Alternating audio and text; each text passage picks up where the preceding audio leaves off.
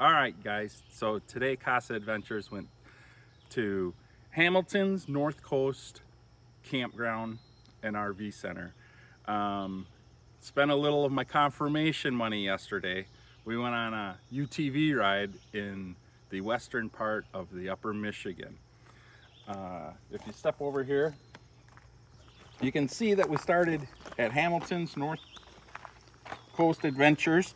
We left at 9:45 and we were at 98%. So I'm going to tell you a little bit about the numbers behind the RV in case you're curious about electric RVs. We drove down, our first stop was in Bergland, and we had breakfast at Antonio's. We went 20 miles, took about an hour. When we arrived there, we were at 74%. Breakfast took about 50 minutes, and when we left, we were at 93%. And we drove over and we went to, where did we go? We went to Henry's Never Open. Well, you know what? Henry was open. So we stopped there and talked to Henry for a little bit. Really nice old bar. Pretty cool to see. We went to Victoria Dam. The bar was open in 1898. 1898. Yep, still there. That's what my statistician says. So we did go to Victoria Falls. Unfortunately, that's a dam and the overflow is the falls. And it wasn't overflowing yesterday, so there was really no falls there. But when we got to Henry's, we were at 58%. It was 30 miles between Bergland and Rockland, which is where Henry's was. And no charging station there. So we kept on moving and we went to Adventure Mine. Adventure Mine does have a charger. We went a few miles past it. We went in and out, and we went to what they call the trestles. There are 3 trestles, and I don't know how tall they are. I'll look it up maybe. They're up there though. And we drove over the trestles. Pretty cool. Unfortunately, the pictures are very hard to take because it's just a drop off and you can't really get a picture of them. But anyway, then we went back to Adventure Mine, talked to those guys a little bit. When we got there, that was another 17 miles from Henry's to the Adventure Mine.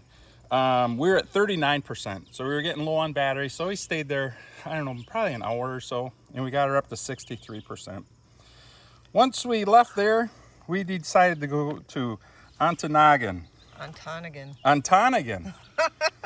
Again, my thesaurus here. Ontonagon. What was it? Ontonagon. 22 miles. We arrived there. We were at 34%. We had a hard time finding the charging unit. And when we did find it, we had a hard time getting it to work. We did get it to work after some time, but we were getting low, right? 34%. We went downtown, walked downtown for a little while, maybe an hour or so, and we got her up to 54%. So then it was probably 4:30 at night, and we decided to head. It was 5:30. It was 5:30. Because we were late. Yeah, I was on Central Time. So we were going to head back to North Coast Adventures, and we went up the trail. We went a little ways, and then my navigator said we passed the road, so we turned around, and then we went down 4 or 5 miles down the trail, and it was closed, so we had to turn back around and come back. And long story short, we were late in returning the UTV. They were okay with it, but we don't like doing that. But the big thing is, when we got there, we were at 13%. So we made it. We made it. Barely.